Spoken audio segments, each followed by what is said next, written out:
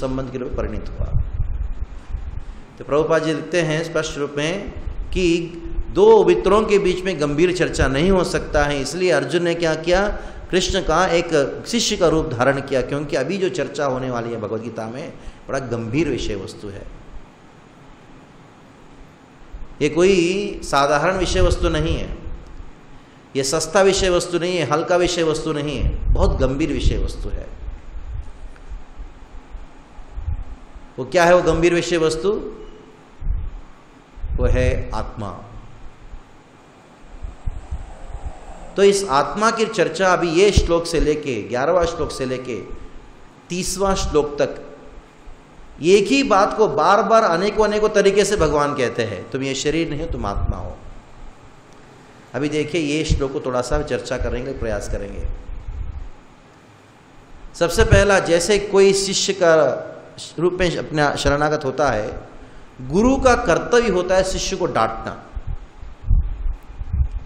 अभी कृष्ण अर्जुन को इधर डांट रहे हैं, थोड़ा सा सीधा नहीं, थोड़ा उल्टा तरीके से डांट रहे हैं। क्या कहते हैं? असोच्यान अनुशोचस्तम प्रज्ञावादांश भाषसे।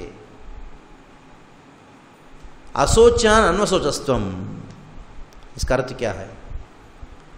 भगवान ने भगवद गीता का ये जो हम अभी जाने पहला श्लोक में भगवद गीता का जहां उपदेश, वास्तविक उपदेश शुरू होता है, उस श्लोक में इस विश्व में प्रत्येक व्यक्ति का जो वास्तविक प्रॉब्लम बताया। हर व्यक्ति का समस्या यही है। क्या समस्या है? असोचान अन्वसोचस्तम। जो सोचने लायक विषय वस्तु नहीं है उसके ऊपर सोचना, ये हमारी समस्या है। दिन भर हम किसके बारे में सोचते हैं? अनेकों चीजों के बारे में सोचते हैं, लेकिन एक भी सोचने लायक विषय वस्तु नहीं है। आपने पूरा दिन क्या क्या सोचा है लिखिए, बाद में पढ़िए, ऐसा लगता है कि आपको हंसी आता है। क्या मैं पागल हूं क्या? जैसे आप जिस व्यक्ति को पागल कहते हो, क्योंकि उसकी सोच विचार के हिसाब से आप पागल कहते हो उस व्यक्ति को, वो पागल कोई और नहीं है, मैं खुद हूं। अगर आप सच में लिखोगे आपके मन में क्या चल रहा है, आपके मन में क्या विचार चल रहा है। चलिए दूसरी तरह से बताएंगे। अभी इधर एक टीवी चल रहा है, श्लोक है इधर। अगर कोई मशीन है, लाल गोविंद प्रभु ऐसे इन्वेंट करेंगे कोई मशीन को। हम तो इंजीनियरिंग पढ़े, लेकिन इतना टेक्नोलॉजी वो जानते मैं नहीं जानता हूं। इसलिए पढ़ाई करने को कोई फायदा नहीं है। मैं बहुत बार क्लास में बताता हूँ, ये स्कूल कॉलेज में भेजने से बच्चों को बिगाड़ते हो, उनका दिमाग खराब हो जाता है, बिगड़ जाता है और बुद्धि भी कम हो जाता है, कोई फायदा नहीं। और जिस चीज को पढ़ते वो भी सीख नहीं पाते। अगर कोई मशीन इन्वेंट करे, कोई वायर हो आपके इधर लगाए, इधर से निकाल के इधर कंप्यूटर में लगाए या स्क्रीन में लगाए, आपके मन में जो भी चल रहा है सब दिखाई पड़े, तो क्या होगा मालूम है? इधर अरे तुम ऐसे हो क्या? आपको पागल खाने में भर्ती करेंगे। कोई नहीं चाहता ऐसा मशीन आए। अगर मान लो गलती से आ गया, लगा दिया, तो शर्म के मारे आपको भागना पड़ेगा। पत्नी के मन में क्या चल रहा है, ऊपर टीवी दिखाई पड़े पति को, क्या हो जाएगा? साथ में रह सकते हैं? स्कूल या कॉलेज जाता है, वो लड़के के मन में क्या हो रहा है पिताजी को मालूम पड़े, क्या हो जाएगा? जैसे क्या क्या हो गया तुम तो। असलियत में इस जगत में कोई भी, हर एक व्यक्ति पागल है। अंतर यह है कि कुछ लोग पागल खाने के अंदर रहते, कुछ लोग बाहर रहते हैं, अंतर है। हर व्यक्ति, एवरीबडी इज मैड, क्योंकि ये पागल व्यक्ति ही सोचता है, क्या सोचता है? जो सोचने लायक विषय नहीं है उसके बारे में सोचता है। भगवान ने पहले श्लोक में पहले ही लाइन में कह दिया कि ये पागल खाना है। भौतिक जगत क्या है? पागल खाना है। पागल जो पागल खाने में है, जो पागल पागल खाने के बाहर है, अंतर यही है। क्या अंतर है? जो पागल खाने में है ना, उसका मन में जो भी चल रहा है या जो मन में आता है वो करता है, जो मन में आता है वो बोल देता है।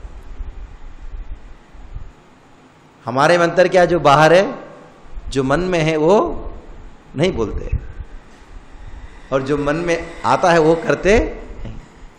अगर मान लीजिए आपने आज के दिन जो भी मन में आया वो करने लग गए, कितने लोगों से मार खाए होंगे आप, क्या क्या नहीं किए होंगे। जो मन में आया वो बोल देते तो कि हमारे क्यों लोग क्या सोचेंगे हमारे बारे में। तो ये हमारा जीवन है। हम भले ही कितने बड़े हो सकते हैं, लेकिन ये समस्या हर व्यक्ति के साथ में है। असोचान अनसोचस्तम, जो सोचने लायक विषय वस्तु है नहीं है, उसके बारे में बार बार सोचना। हमारा जो सोच विचार है ये 3 प्रकार है। एक, जो भूतकाल में जो कितनी घटनाएं घटी है उसके बारे में विचार करना, जो हुआ है, जो भूतकाल में होना चाहिए था। ये 2 चीज के बारे में, भूतकाल के बारे में विचार करते हैं। दूसरा, अभी बैठ के विचार करते, सोचते हैं हाँ ऐसा होगा, ऐसा होना चाहिए अभी। बाद में भविष्य के बारे में विचार करते हैं। तो ये 3 यानी भूत, वर्तमान, भविष्य, ये 3 काल में जो अस्थाई चीजें हैं उसके बारे में बार बार विचार करते हैं बैठ के। मुझे वो जमीन बेचना नहीं चाहिए था, अगर बेचा नहीं होता तभी तो करोड़ों रुपए कमा लेता। आपने बेच दिया उसको, सब हो गया, क्या आपका सोचने से कुछ होने वाला है?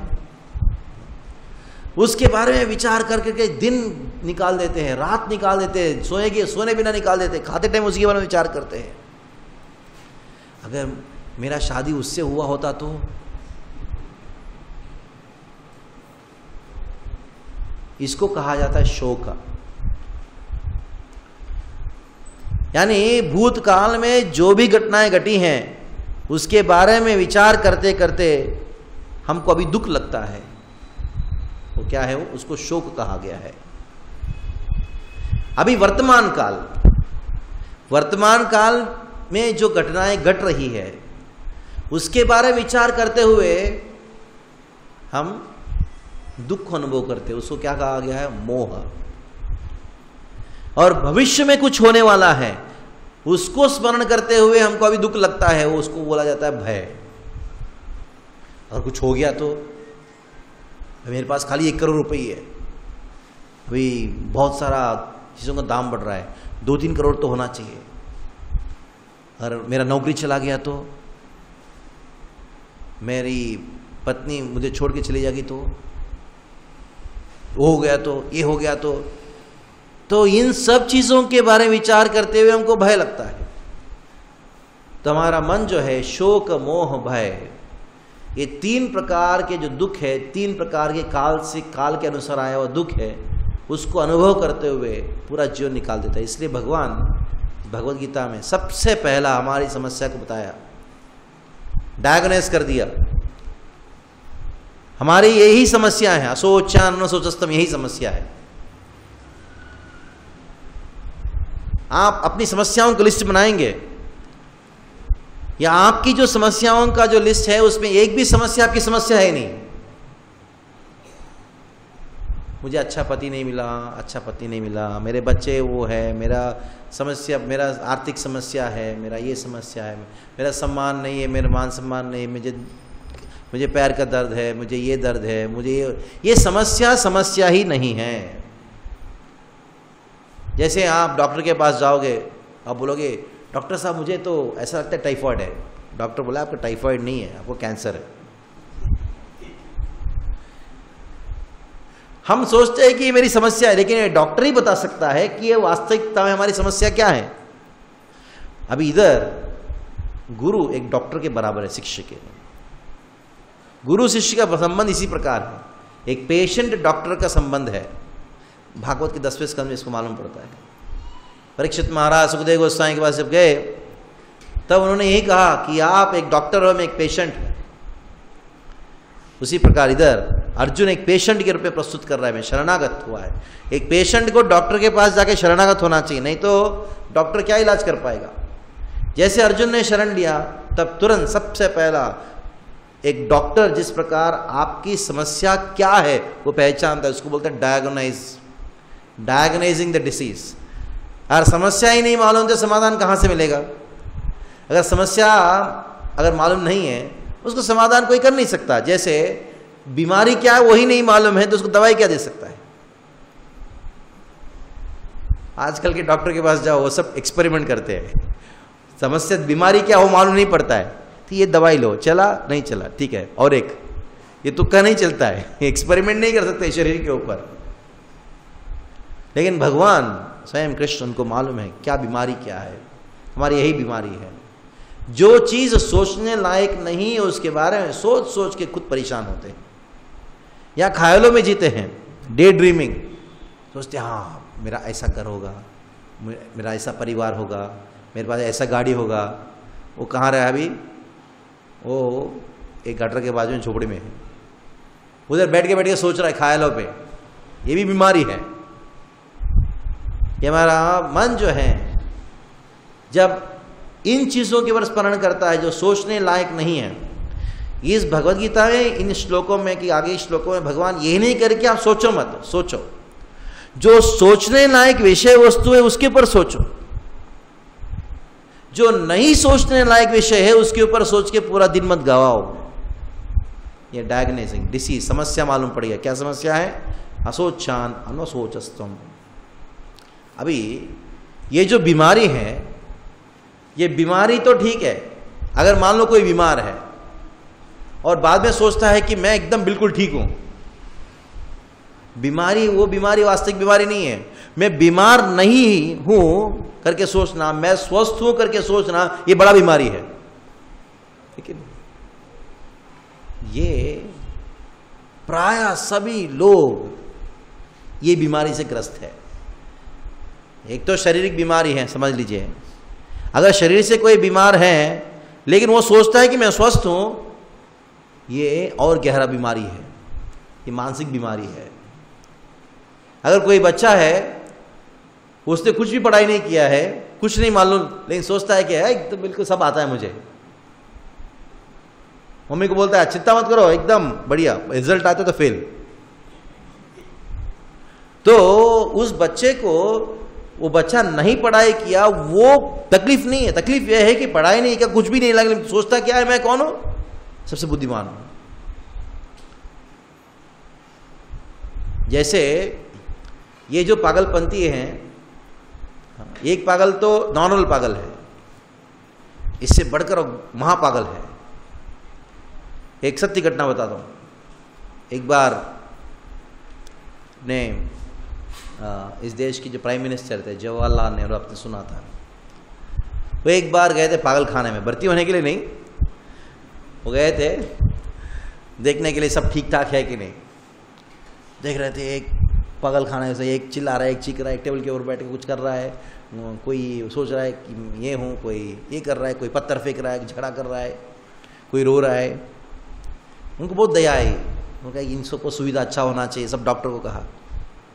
तो एक जगह गए, उधर लिखा था डेंजर जोन। उन्होंने पूछा कि ये क्या है, बोला कि इधर बहुत सीरियस पेशेंट रहते हैं, इधर कोई नहीं जाता अंदर, डॉक्टर लोग भी नहीं जाते। उन्होंने कहा मैं जाके देखना चाहता हूँ, बोले हम नहीं आएंगे, आपको जाना है तो जाओ। इसके बॉडीगार्ड भी सोचे जाऊँ कि नहीं, क्योंकि डेंजर जोन है पागल खाना में। मैंने कहा मैं जाऊँगा अकेला। तो गए, अंदर तो कोई नहीं था, बहुत बड़ा कमरा था, और एक जगह एक पूछा आसन जैसा था, उधर एक ही व्यक्ति बैठा था, पूरा इतना बड़ा पागल खाने के एक वार्ड में। नेहरू अंदर नजदीक जाके देखे, सूट बूट पहना हुआ था, चश्मा पहना हुआ था, बुद्धिमान लग रहा था, तेजस्वी था। ये पागल कैसे हो सकता है, वो भी ये महापागल कैसे हो सकता है। नजदीक में गए तो उन्होंने देखा, ये उन्होंने देखा, उन्होंने पूछा कि हाउ आर यू, तो इंग्लिश में बड़ा अच्छा जवाब दिया, फाइन थैंक यू। तो एनी प्रॉब्लम्स, बोले नो प्रॉब्लम। तब do you know who I am, तब इसने ऐसे देखा, आई एम जवाहरलाल नेहरू। तो नेहरू ने कहा मैं नेहरू हूं, the prime minister of this country. उस व्यक्ति ने कहा नेहरू ने, क्यों? अगर दूसरी बार कहोगे तुमको भी इधर डाल देंगे। क्यों डालेंगे? मैं भी ऐसे कहा था तो इसलिए मुझे डाल दिया इधर। तो ये महापागल है क्योंकि वो प्राइम मिनिस्टर है नहीं, लेकिन क्या सोच रहा था अपने बारे में, मैं प्राइम मिनिस्टर हूं। जब स्वयं प्राइम मिनिस्टर बोल रहा है कि मैं प्राइम मिनिस्टर हूं, बोलते बोलो मत, अगर बोलोगे तुमको भी इधर डाल देंगे। इसी प्रकार ये मायावादी लोगों का स्वभाव है। स्वयं भगवान आके कहते हैं मैं भगवान हूं, बोलते ए बोलो मत डोंट टेल योर गॉड। अगर बोलोगे तो आपको भी इस भौतिक जगत का व्यक्ति के रूप में गिनेंगे, इसलिए मायावादी है, महापागल। तो क्या सोच रहे हैं, मैं अति बुद्धिमान हूं, प्रज्ञावादांश भाषसे। वो ऐसे हैं, वो ऐसी चीजों के बारे सोच रहा है जो सोचने लायक नहीं है, यानी अज्ञान में है। अज्ञान में होने पर भी बोलने में क्या सोच रहा है, मेरे जैसा कोई पंडित है ही नहीं, nobody is as good as me, प्रज्ञावादांश भाषसे। इससे भगवान हंसते हुए कहते हैं, हे अर्जुन तुम ऐसे चीजों के ऊपर विचार कर रहे हो जो सोचने लायक नहीं है, और साथ साथ में अपने आप को बुद्धिमान मानते हो। अभी इधर थोड़ा सा एक विचार कीजिए, अर्जुन ने कौन सी बातों को कहा था भगवान को, ने कहा था मुझे पाप लग जाएगा मारूंगा तो। उन्हें कहा मेरे स्वजनों के ऊपर दया दिखाना चाहिए, उनको मैं कैसे मार सकता हूं, इससे अच्छा मैं भिक्षा मांगने चले जाऊं।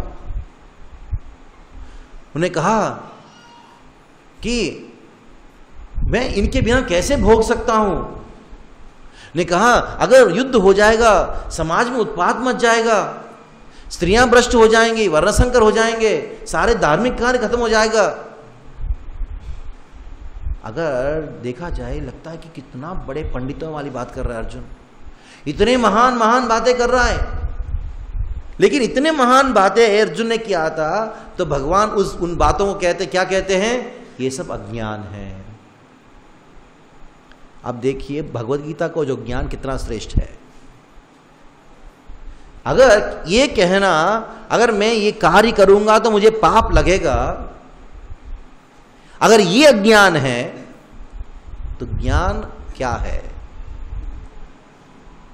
What is knowledge. अर्जुन ने वो कारण बताया, अगर मैं युद्ध हो जाएगा संसार में, इस जगत में, तो इस जगत में क्या क्या नहीं होगा। उन्हें एक स्टेप बाय स्टेप बहुत सारे कारण बताए थे। इसलिए लोग कहते हैं कि अर्जुन कितना अच्छा व्यक्ति था, भगवान कृष्ण ने उनको बिगाड़ दिया, इसलिए कृष्ण पॉलिटिशियन है। लेकिन ये बात को ध्यान में रखिए, असोचा अनसोचस्तम प्रज्ञावादांश भाषसे। जो अर्जुन ने इन बातों को कहा, कृष्ण क्या कहते हैं, ये अज्ञान से युक्त बातों को कहते हुए तुम सोचते हो बड़ा ज्ञानी हो। जितने भी आजकल अखबार निकलते हैं, कितने बड़े बड़े पुस्तकें निकलती है, पीएचडी करते हैं, सब इसी कैटेगरी में आते हैं, पूरा अज्ञान का ही बातें हैं। और लोग क्या सोचते हैं, मैं पढ़ा पंडित हूं। सनातन गोस्वामी पाद भी जब चैतन्य महाप्रभु के शरण लिए, ने कहा यही, मैं इतना बड़ा मूर्ख हूं, मेरा कर्तव्य क्या है, मेरा कर्तव्य क्या नहीं, मैं नहीं जानता हूं। लोक व्यवहार है पंडित हमारे, लोग जो है मुझे कहते हैं मैं पंडित हूं, और मैं उसको से वो लोग तो कहते हैं वो तो मूर्ख है, मैं पंडितों का कहते हैं लोग क्योंकि वो मूर्ख है, लेकिन मैं महामूर्ख हूं क्योंकि उन बातों को मैं मान लेता हूं। जो वो लोग कहते हैं पंडित हो, आ सकता हाँ मैं पंडित हूं। इस जगत में जितने भी अपने आप को विद्वान मानते हैं वैसे प्रजा मूर्ख है, और मूर्ख व्यक्ति किसी को पंडित कहता है, वो पंडित जिसको पंडित कहा जा रहा है वो कौन है? वो महामूर्ख है, क्योंकि मान के बैठा है मैं पंडित हूं। अब देखिए कृष्ण का चतुरता शिष्य को डांटने में। कृष्ण ने अर्जुन को ये नहीं कहा तुम मूर्ख हो, उन्होंने क्या कहा? असोचान्वसोस्तम प्रज्ञावादांश भाषसे गतासुंश्च नानु शोचन्ति पंडिता। जो पंडित व्यक्ति हैं अर्जुन, इस प्रकार नहीं सोचता है। तुमने जो कारण बताया कि मैं युद्ध नहीं करूंगा, ये लोक व्यवहार में लग सकता है, बड़े बड़े पंडितों वाली बातें हैं, लेकिन ये महामूर्ख की बातें हैं। तो इसलिए जो इस प्रकार सोचता है वो पंडित नहीं है। जैसे कि माँ बच्चे को डांटना होता है तो कभी कोई ऐसा डांटती है बच्चे को, बेटा अच्छे बच्चे इस प्रकार नहीं करते। इसका अर्थ क्या है? तुम बिगड़ा हुआ है, तुम मूर्ख है। अगर किसी को मूर्ख कहना है तो यू आर ए फूल, एक तरीका है। दूसरा है कि intelligent people don't do this, यानी बुद्धिमान लोग इस प्रकार नहीं करते। उसी पर भगवान ने क्या कहा इधर कि नानु शोचन्ति पंडिता, पंडित व्यक्ति इस प्रकार सोचता नहीं है। क्यों? गतासून अगतासूंश्च नानु शोचन्ति। पंडित व्यक्ति जो है ये जानता है, क्या जानता है?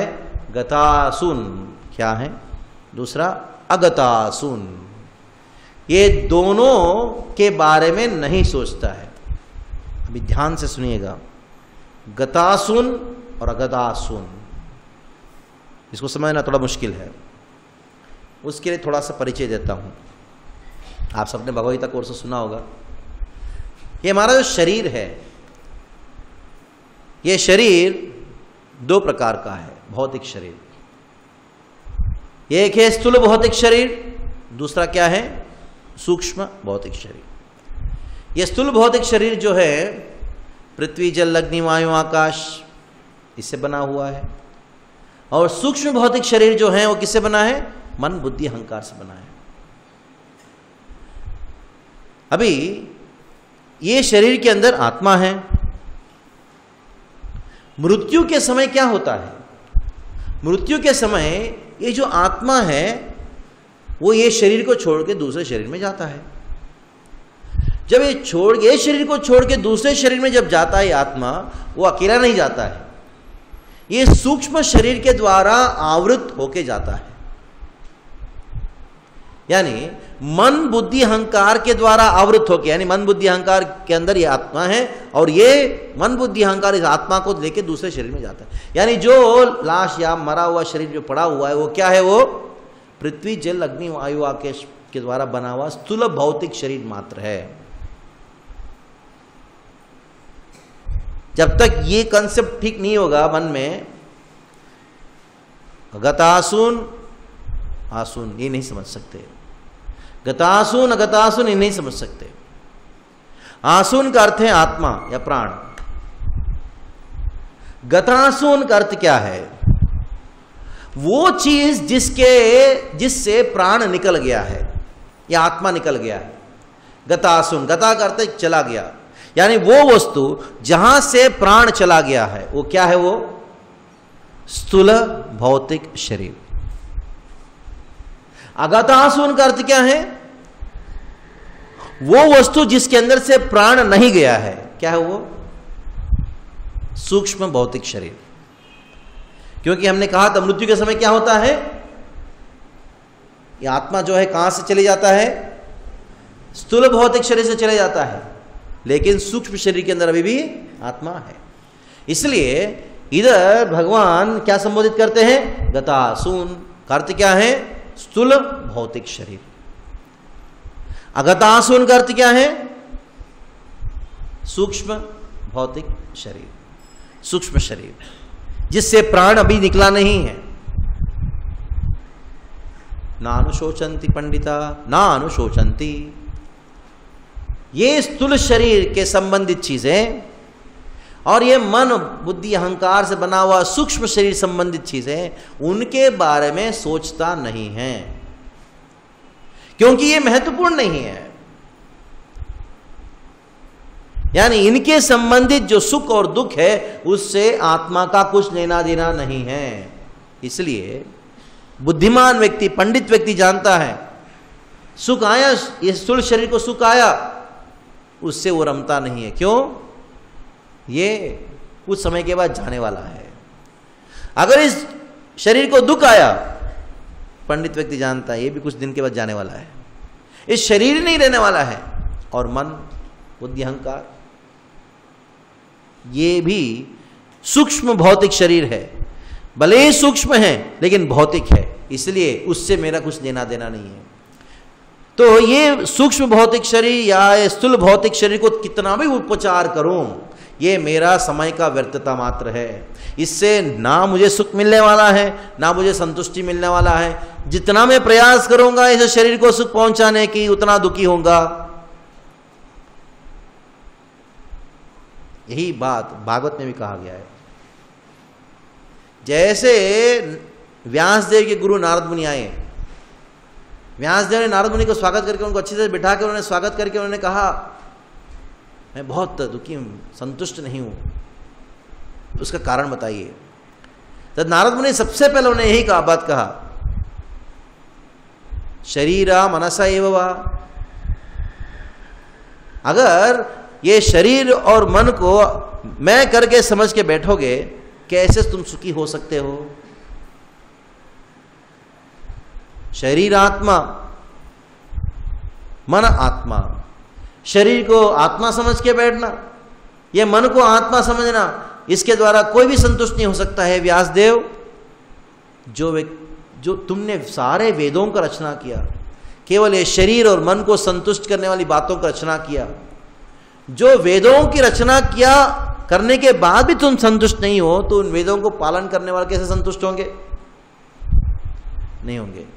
इसलिए पंडित व्यक्ति वही है जो ये भेद को जानता है। क्या जानता है? भगवान, ये जड़ वस्तु यानी स्थूल और सूक्ष्म जो बहुत जड़ वस्तु हैं, और तीसरा है आत्मा।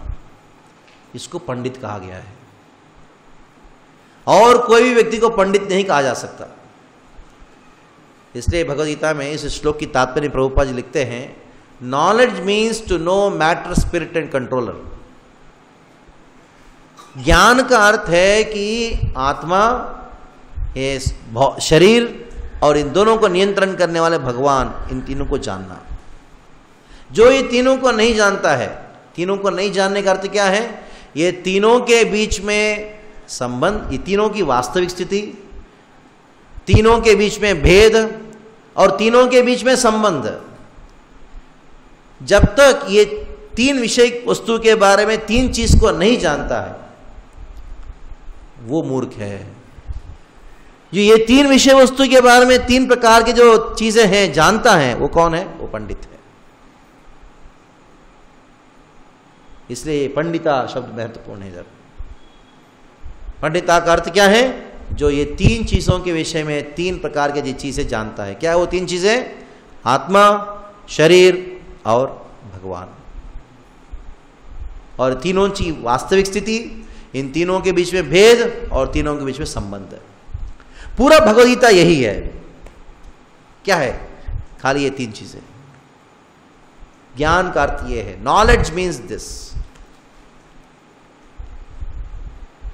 असलियत में ये जो भगवद गीता का जो ये पहले अध्याय का ये जो श्लोक चल रहा है, खास करके पहले की, ये मैंने दूसरे अध्याय का ये जो श्लोक चल रहा है, ये हमारे आध्यात्मिक जीवन का नींव है, फाउंडेशन है। जैसे स्कूल का बिल्डिंग है, ये बिल्डिंग दिखाई पड़ रहा है, बहुत सुंदर बड़ा बिल्डिंग दिखाई पड़ रहा है, लेकिन इसके नीचे क्या है? फाउंडेशन है, नींव है। वो जितना मजबूत है उतना लंबा समय तक ये बिल्डिंग टिकेगा।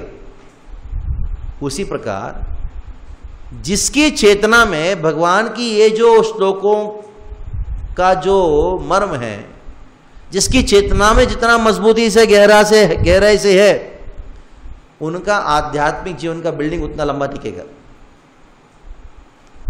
नहीं तो हम देखते हैं कि 10 साल के बाद ही सत्संग में इतना ही लोग रह जाते हैं और आते हैं और जाते हैं। क्यों? क्योंकि ये जो नींव है, फाउंडेशन नहीं है। क्योंकि जब तक ये फाउंडेशन नहीं होता तब तक बिल्डिंग बना ही नहीं सकते हो। बन भी गया कुछ समय के लिए है, वो दिखावटी है बिल्डिंग। इसलिए ये फाउंडेशन बहुत महत्वपूर्ण है, ये नींव बहुत महत्वपूर्ण है। स्पष्ट रूप में भगवान ने कहा पंडिता, और कोई अन्य बातें इस ज्ञानकारी के बिना, भले ही वो कितना भी उच्च बातें क्यों ना हो, नैतिक बातें भी क्यों ना हो। अर्जुन जो है वो नैतिक बातें नहीं, वो धार्मिक बातें कह रहा था। धार्मिक बातें भी क्यों ना हो, वो अज्ञान है। इसलिए भगवद गीता में भगवान शुरुआत से ही ज्ञान देना शुरू किया और अंत में स्पष्ट रूप में कह दिया धर्म अज्ञान है, इसलिए उस धर्म नामक अज्ञान को त्याग करो। इसका शुरुआत से ही उन्होंने नींव डालना शुरू किया। क्यों? धर्म अज्ञान है। क्योंकि अर्जुन जो है धार्मिक बातें कह रहा था, कृष्ण को जरा से भी पसंद नहीं धार्मिक बातें, क्योंकि कृष्ण को केवल आध्यात्मिक बातें पसंद है। इसलिए हमको धार्मिक नहीं बनना है। धर्म जो है आध्यात्मिक प्रगति के लिए सबसे बड़ा कांटा है। उस कांटे को निकालने के लिए दूसरा अध्याय बहुत महत्वपूर्ण है।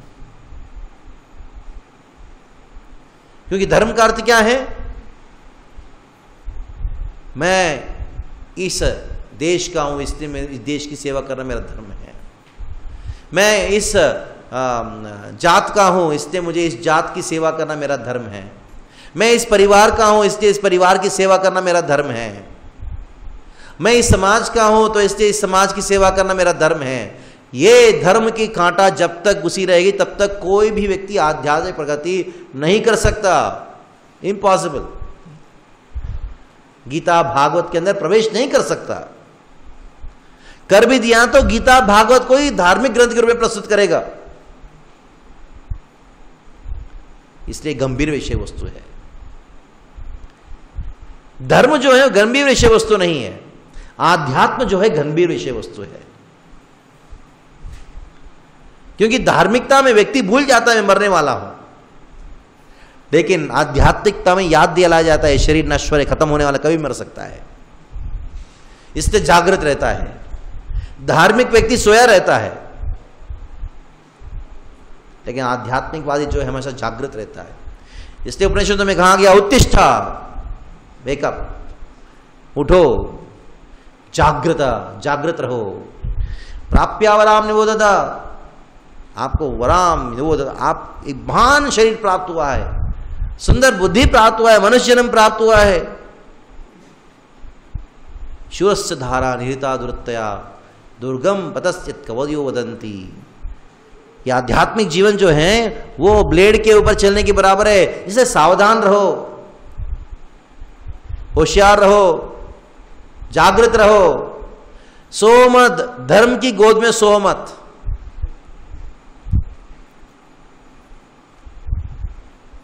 पहले अध्याय में आपने सुना होगा अलग अलग स्तर के शास्त्र होता है। एक होता है अर्थशास्त्र, नैतिक बातें कहा गया है अर्थशास्त्र में। अर्जुन ने कहा मुझे अर्थशास्त्र को पालन नहीं करना है, मुझे क्या पालन करना है? धर्मशास्त्र को पालन करना है।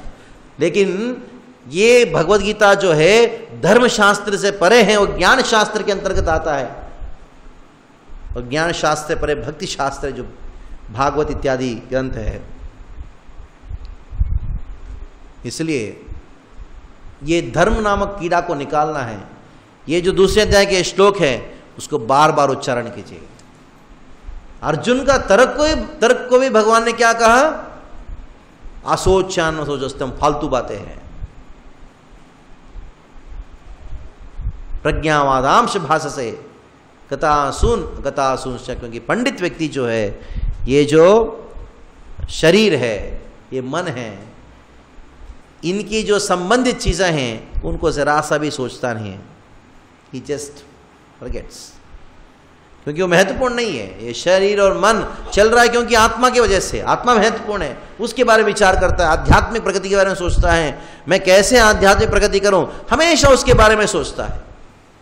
केवल इसी का एक ही चिंता रहता है, उनका ये चिंता नहीं रहता है कि मेरा परिवार का क्या होगा, इसका क्या होगा, मेरा क्या होगा, इसका बिल्कुल चिंता नहीं रहता। लोग बोलते हैं प्रभु जी ये चिंता से रहित कैसे हो जाए। आप ये भौतिक चिंता से रहित होना है, आपकी वास्तविक चिंता को ग्रहण करना होगा। वास्तविक चिंता क्या है? मैं भी मरने वाला हूं, मैं अभी तक आध्यात्मिक प्रगति कुछ किया नहीं है। जैसे एक बच्चा है, बस बच्चे को बहुत सारी चिंता है, उसने मेरा ये छीन लिया, उसने ये कर दिया, माँ ने मुझे नहीं बोला, इसने ऐसा कहा। लेकिन जैसे उसको ये चिंता आती है कि मैं परीक्षा आ रही है, कोई तैयारी नहीं किया, तब बाकी सब चिंता खत्म हो जाता है। जो हमारी वास्तविक चिंता आएगी, क्या चिंता? मेरी आध्यात्मिक प्रगति हो नहीं रहा है, मुझे विरक्ति नहीं आ रहा है, मैं मृत्यु कभी भी आ सकता है, ये क्या है, इसमें क्या क्या चीजें सोच रहा हूं, मैं कब निकल जाऊंगा इधर से। इस प्रकार की घृणा आती है, तब बाकी सब चिंता दूर हो जाती है। नहीं तो एक समस्या का समाधान करो, दूसरा एक का करो, दूसरा, और एक का समाधान जो है वही समाधान और एक बड़ी समस्या के रूप में और एक बड़ा चिंता हो जाता है, और इस चिंता को दूर करने कुछ और करो, वो और बड़ी चिंता हो जाता है। प्रहलाद महाराज इस बात को कहते हैं। इसलिए ये सब बेकार है, इट इज यूजलेस। प्रभुपाद कहते हैं नॉनसेंस। कृष्ण सार रूप में यही कहा, don't think of nonsense, it is all nonsense and you are thinking nonsense to be sense. एक प्रवचन श्लोक के प्रवचन प्रभुपाद ने कहा, you are thinking of nonsense and thinking it to be sense. फालतू बातों को विचार करते हो, सोचते बहुत महत्वपूर्ण है। फालतू बातों को सोचना अलग बात है, लेकिन उसको बहुत महत्वपूर्ण करके सोचना, ये हमारी मूर्खता है। तो इसलिए इस श्लोक के माध्यम के द्वारा कृष्ण ने सारे जगत को, हम सबको कहा सार रूप में, don't be a fool. Don't be a fool का अर्थ क्या है? मूर्ख मत बनो। भगवद्गीता पढ़ने के बाद, इन श्लोकों को पढ़ने के बाद कम से कम हम मूर्ख नहीं बनेंगे। कृष्ण प्रेम तो बात की बात है, at least you will become intelligent. तो इधर से शुरुआत होके 12वां श्लोक तो और बड़ा तात्विक श्लोक है, बहुत फिलोसॉफिकल है। आप उसके ऊपर 3 लेक्चर लेना चाहिए आपको। हरे कृष्णा। कोई प्रश्न है? Any questions?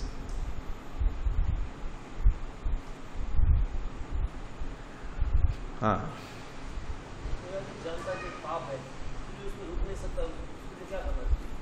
इसी अध्याय में, अगले अध्याय में, तीसरे अध्याय में अर्जुन भी ये प्रश्न पूछते हैं। इनका प्रश्न ये है कि मैं जानता हूं ये पाप है, लेकिन फिर भी अपने आप को रोक नहीं सकता हूं, या कोई रोक नहीं सकता अपने आप को, ये क्यों है? तो तीसरे अध्याय में अर्जुन ने भी यही प्रश्न पूछा। अतः केन प्रवृत्तोयम पापम चरति पुरुषः अनिच्छन्नपि वार्ष्णेया बलादिव नियोजितः। अनिच्छन्नपि वार्ष्य में, मुझे इच्छा नहीं है पाप करने की, लेकिन फिर भी बलादिव नियोजितः, बहुत कोई ऐसा मेरे अंदर कोई बल है, वो मुझे प्रेरित कर देता है वो पाप करने में। वो क्या है? वो इस प्रकार का प्रश्न जो है वो आध्यात्मिक प्रश्न माने जाते हैं।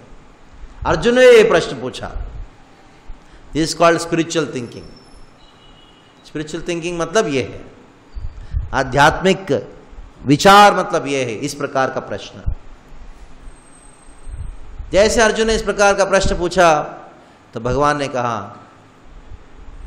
कामयेश क्रोधयेश रजोगुण समुद्भवः महाशनो महापाप्मा विद्येनम इह वैरिणम। तुम्हारे अंदर एक दुश्मन बैठा है अर्जुन, यह वैरिणम, बहुत बड़ा दुश्मन है। तो ये क्या करता है? आप नहीं चाहते हो लेकिन फिर भी आपसे वो करा देता है, लेकिन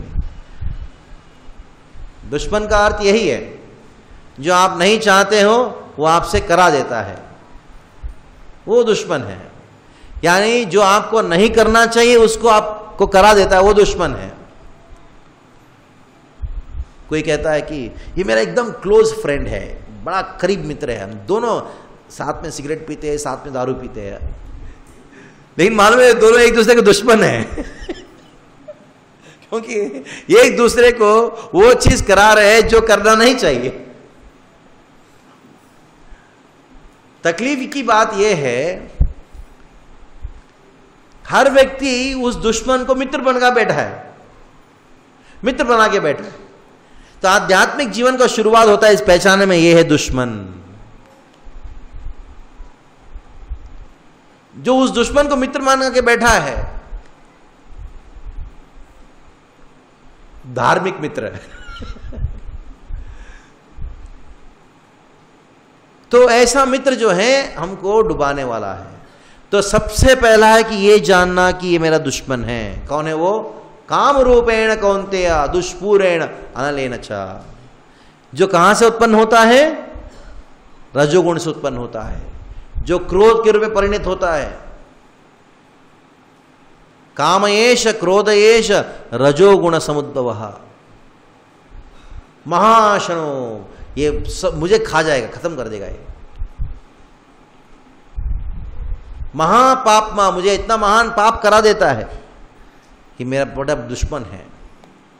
तीसरे अध्याय का 37वां श्लोक से लेके आगे भगवान की काम के बारे में वर्णन करते हैं, इसका स्वभाव का वर्णन करते हैं।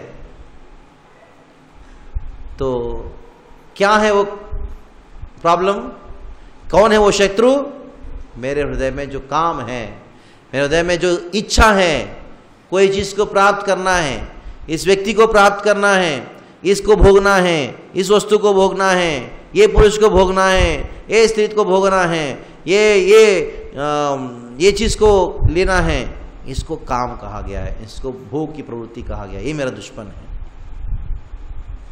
देखिए हम क्या कर बैठे, जो मुझे चाहिए, यानी मेरा जो काम है उसका मैं नौकर बन गया हूं।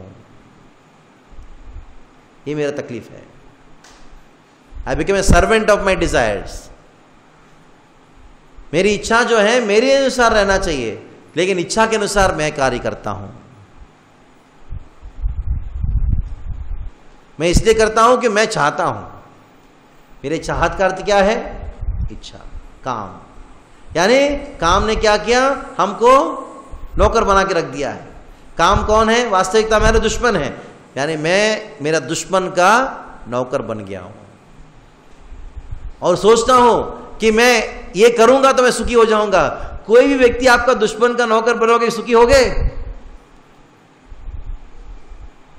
Will never be happy. इस जगत में हमारा कोई दुश्मन नहीं है, उधर ही बैठा है हृदय में काम, वो हमको करा देता है। जैसे कोई भूत पकड़ लेता है किसी को, वो भूत क्या करता है? उस व्यक्ति के द्वारा अपना काम निकाल लेता है। जो वो भूत बोलना चाहता है उसके द्वारा बुला देता है। अपने गांव में देखा हो, किसी को भूत पकड़ लिया तो शरीर के ऊपर हावी हो जाता है। एक काम भी ऐसा भूत है, वो हमारे मन में हावी होके जो उनको चाहिए हमसे कराएगा, और हमको ऐसा दिला गया तुम ये करोगे ना सुखी हो जाओगे, कन्विंस कर देगा। ये इंटेलिजेंट दुश्मन है,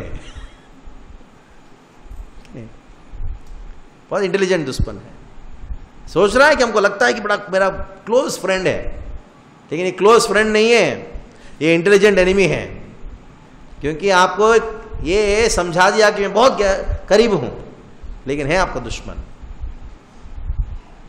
ये आपको करा देता है, इससे सावधान रहना चाहिए काम से। और कोई प्रश्न है? हाँ हाँ हाँ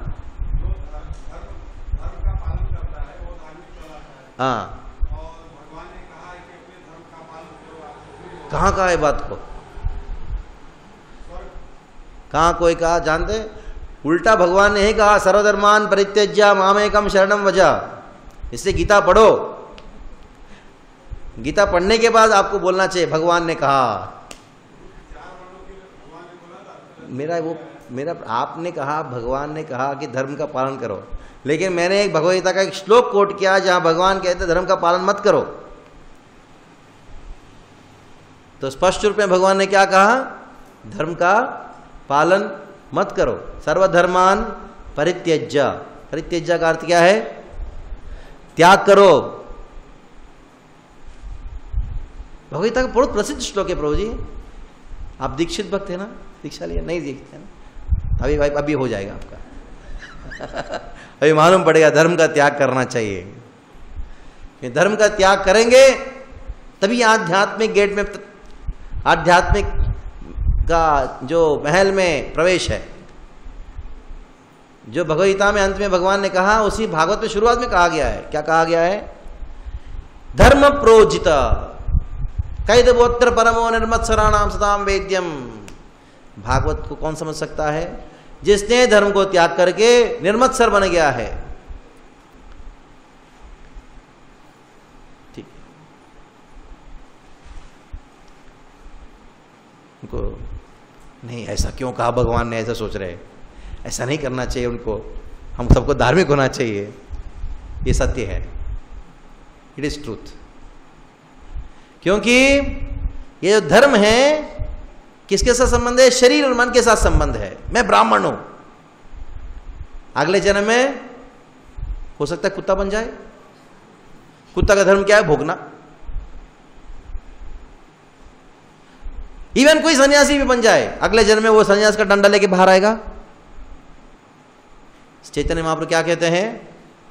ना हम विप्रो, मैं ब्राह्मण नहीं हूं, ना नरपतिर, मैं क्षत्रिय नहीं हूं, ना वैश्य, मैं वैश्य नहीं हूं, ना मैं शूद्र हूं, ना हम वर्णी, मैं ब्रह्मचारी नहीं हूं, न वनस्थो, ना हम गृहपतिर, मैं गृहस्थ भी नहीं हूं,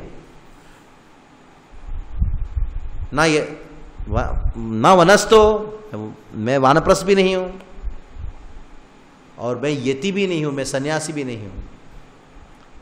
मैं कौन हूं? निखिल परमानंद पूर्णामृताब्देर गोपी बर्तु पदकमलयोर दास दासानुदास। भगवान के जो चरण कमल, जो पूर्णामृत का जो सागर है, भरा हुआ सागर है, वैसे भगवान कृष्ण के चरण कमलों का दासों का दासों का दासों। क्या वो ब्राह्मण है, क्षत्रिय है, वैश्य है, शूद्र है?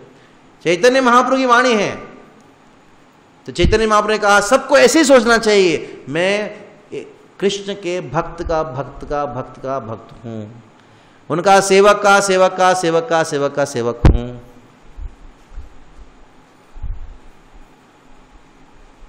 इस्कॉन संस्था स्थापना कौन की है? प्रभुपाद जी ने किया।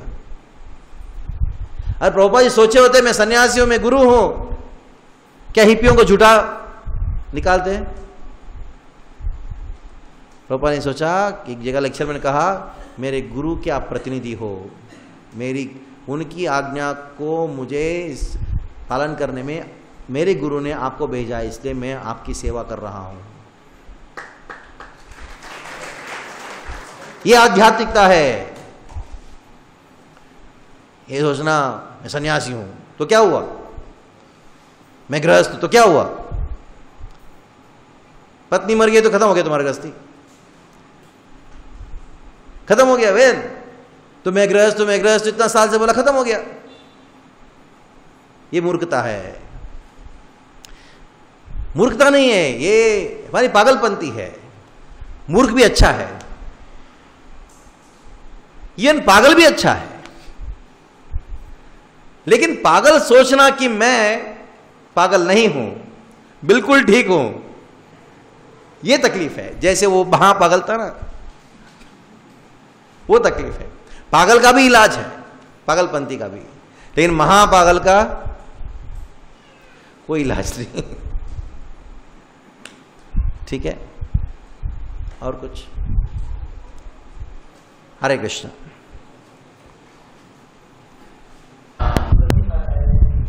नहीं, दूसरी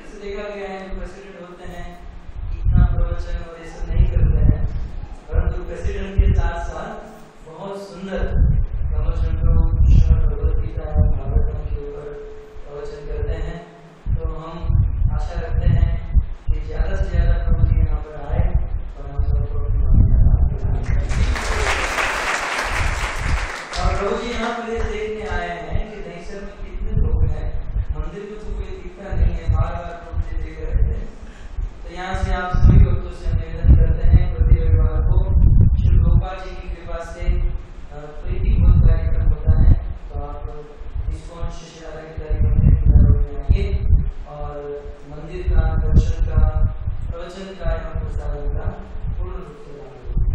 कुछ अनाउंसमेंट है। आने वाली कल शयन एकादशी है। कल शयन एकादशी है। कल भगवान विष्णु शयन करते हैं, तो बहुत बड़ी एकादशी है। सभी लोग है एकादशी व्रत का पालन कीजिए। और कल क्योंकि दिव्य एकादशी है, पंढरपुर में इसे बड़े जोर शोर से मनाया जाता है, तो हमारे निजी लोगों की इच्छा है कि हम भी इस एकादशी को मनाएं। तो आने वाले कल शाम को 7:30 बजे से लेकर 10 बजे तक हमारे निधि मानवशाली गुरु जी घर पर बहुत सुंदर कीर्तन का कार्यक्रम रखा गया। कीर्तन होगा इसके जगन्नाथ प्रभु के द्वारा, लक्ष्मण प्रभु के द्वारा और हमारे द्वारा। तो आप सभी लोग से निवेदन है कल शाम को 7:30 बजे निधि प्रभु के घर पर आइए। 10 बजे तक कीर्तन और बाद में सभी के लिए एकादशी महाप्रसाद होगा। तो कितने भक्त इस प्रोग्राम में आएंगे ताकि पता चले प्रसाद सब लोग आते हैं। आप जरा पूछ लीजिए। तो सभी भक्तों को स्वागत करते हैं और ये एड्रेस है सेजल अपार्टमेंट, रूम नंबर 1314, चौथे माले पर, मिसपीड़ा नगर, यहीं पर मालूम है, आपने देखा है। सेजल अपार्टमेंट में चौथे माले पर 1314 नंबर का रूम, टेरेस पर ये प्रोग्राम का। आप सभी भक्तों को स्वागत करते हैं और सभी भक्तों से निवेदन करते हैं कि अभी भी हमारा ये हॉल बहुत बड़ा है, तो जब भी आप यहाँ पर आते हो